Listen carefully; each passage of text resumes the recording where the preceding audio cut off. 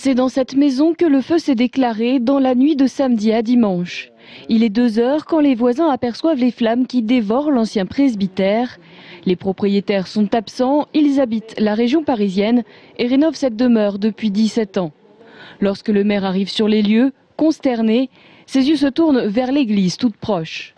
J'ai pensé dans un premier temps que l'église serait épargnée avec le secours des pompiers, mais il y avait une telle puissance du vent et de la chaleur que la rive de la toiture de l'église s'est embrasée, et à partir de là c'était encore plus vite et les pompiers n'ont rien pu faire pour arrêter la progression du feu.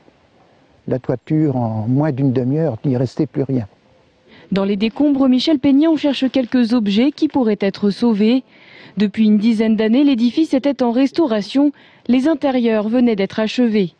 Face à l'ampleur du désastre, la sous-préfète a fait le déplacement afin d'évaluer les possibilités d'avenir. J'ai parlé de ce dossier ce matin encore avec monsieur le préfet. Nous allons faire appel à l'architecte des Bâtiments de France qui va venir faire une première expertise et puis voir avec le maire ce qu'il est possible de faire en termes de reconstruction, notamment de ce bâtiment qui était une très belle église du XIIe siècle, et j'espère qu'il pourra en être préservé la structure, mais ce n'est pas certain.